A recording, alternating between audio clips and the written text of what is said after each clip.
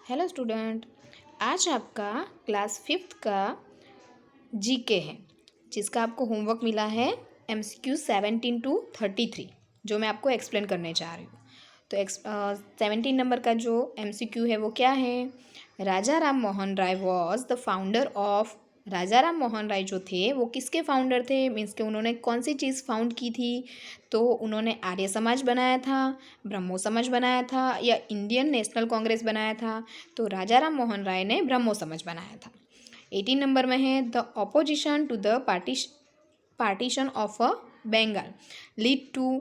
Means के ये जो पार्टीशन हुए थे ना बंगाल के अंदर, वो उसके अंदर मीन्स के किसने लीड किया था? मीन्स उसके बाद में कौन सा मूवमेंट हुआ था? तो जलियांवाला बाग, या फिर स्वदेशी मूवमेंट, या फिर नॉन कॉर्पोरेट मूवमेंट? तो उसके बाद में स्वदेशी मूवमेंट हुआ था। इसके हमारे देश के लिए सारी चीज़ें बनानी, जैसे हमारे देश के अंदर जो भी चीज़ें बनती है, जैसे खादी, तो उसका ही यूज़ करना है। बाहर की जो चीज़ें होती है उन सारी चीज़ों को बॉयकॉट करना है, वो वाला। ओके।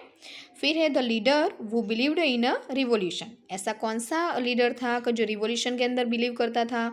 तो हमारे पास ऑप्शन है महात्मा गांधी, दादा भाई नौरोजी और बाल गंगाधर तिलक। तो इसमें से कौन सा ऐसा नेता था, मीन्स का लीडर था जो रिवॉल्यूशन में बिलीव करता था? तो बाल गंगाधर तिलक।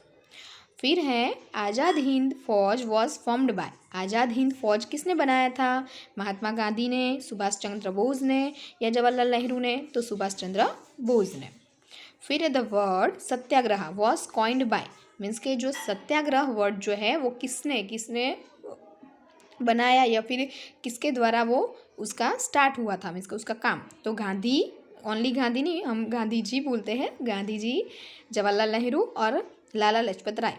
तो सबसे ज़्यादा सत्याग्रह के अंदर मानने वाले इंसान थे गांधी जी। फिर है the session of the Indian National Congress when Purna Swaraj was demand was held in. जब पूर्ण स्वराज की डिमांड होने वाली थी, तब जो सेशन हुआ था, जो मीटिंग हुई थी नेशनल कांग्रेस की, इंडियन नेशनल कांग्रेस की, वो कब हुई थी?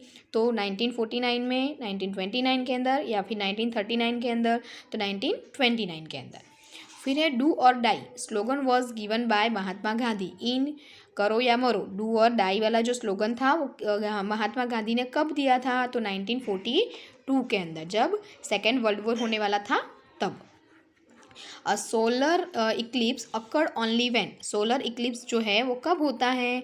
तो ऑप्शन है the moon is between earth and sun, the earth is between moon and sun, the sun is between earth and moon, और नन ऑफ अबव। तो जब मून अर्थ और सन के बीच में होता है तब, जब अर्थ मून और सन के बीच में होता है तब, जब सन अर्थ और मून के बीच में होता है तब, या फिर कोई भी नहीं। तो सोलर इक्लिप्स जब मून अर्थ और सन के बीच में होता है तब होता है। ओके। फिर है formation of shadow depend upon. जो हमारा जो शैडो बनता है वो किसके ऊपर डिपेंड होता है? तो हमारा जो शैडो बनता है वो डिपेंड होता है, उसके लिए हमारे पास ऑप्शन है the source of light, light का जो सोर्स होता है उसके ऊपर, the distance between object and source, object और सोर्स के मीन्स के लाइट्स और ऑब्जेक्ट के बीच में जितनी जगह होती है उसके ऊपर, या फिर साइज ऑफ ऑब्जेक्ट, या फिर ऑब्जेक्ट का जो साइज होता है उसके ऊपर, या फिर ऑल ऑफ एबोव, या फिर सारी चीज़ों के ऊपर। तो ये सारी चीज़ें उसके लिए मैटर करती है शेडो बनाने के लिए, कि उसका जो सोर्स ऑफ लाइट है वो कौन सा है, लाइट और जो चीज़ है ऑब्जेक्ट, उन दोनों के बीच में कितना डिस्टेंस है और साइज़ कितनी है, ये सारी चीज़ें। ओके। 26 नंबर पे है artificial satellites are used for. Artificial जो सैटेलाइट्स होती है वो यूज़ होती है किसके लिए? वेदर फोरकास्टिंग के लिए, कम्युनिकेशन पर्पज़ के लिए, एस्ट्रोनॉमिकल पर्पज़ के लिए, या ऑल ऑफ द अबव के लिए। तो आर्टिफिशियल जो सैटेलाइट होती है ये सारी चीज़ों के लिए यूज़फुल रहती है, आइदर वो वेदर फोरकास्टिंग हो, कम्युनिकेशन पर्पज़ हो, या फिर एस्ट्रोनॉमिकल पर्पज़ हो। ओके। 27 नंबर पे है the first satellite to be launched by a Russian scientist was. Russian scientist ने सबसे पहले सैटेलाइट लॉन्च की थी, वो कौन थी? कौन सी सैटेलाइट थी? तो स्पुतनिक 1, आर्यभट्ट, IRS-1B, या एप्पल? तो स्पुतनिक 1। फिर है टाइड्स आर कॉज्ड बाय। जो टाइड्स होते हैं वो किसके लिए होते हैं, मीन्स कि किससे जनरेट होते हैं? तो gravitational pull of moon, spinning of earth, revolution of earth, ये सारी चीज़ों में से कौन सी चीज़ है जिससे टाइड्स होते हैं? तो the gravitational pull of the moon and the spinning of earth. Earth और gravitational pull of the moon, ये दोनों चीज़ें कॉज्ड करती है टाइड्स को। ओके। फिर है the process of transformation of water into water vapour on heating is known as. जो प्रोसेस होती है वाटर का वाटर वेपर बनने के लिए, तो वो जो प्रोसेस होती है उसे हम बोलते क्या है, तो डिस्टिलेशन, इवापोरेशन, सेडिमेंटेशन के फिल्ट्रेशन, तो इवापोरेशन। फिर है water is disinfected with the very small quantity of. जो वाटर जो है वो डिसइंफेक्टेड होता है किससे, तो ऑक्सीजन गैस में, मीन्स कि कौन सी चीज़ उसके अंदर कम होती है, तो oxygen gas, nitrogen gas, chlorine gas या कार्बन डाइऑक्साइड, तो chlorine gas.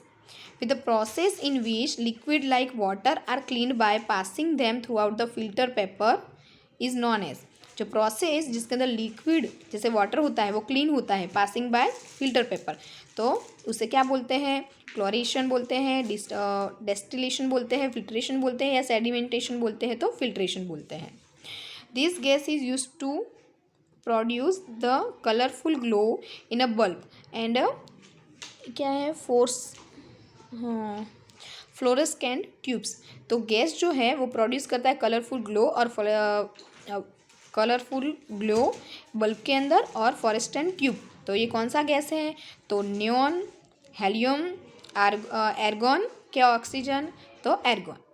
This gas which supports burning के लिए कौन सा जो गैस होता है वो सपोर्ट करता है, कार्बन डाइऑक्साइड, नाइट्रोजन, नियॉन, क्या ऑक्सीजन, तो ऑक्सीजन। ओके, यहाँ पर ये आपका होमवर्क खत्म हुआ। आपको कोई भी कन्फ्यूज़न है आप मुझे पूछ सकते हैं। Thank you.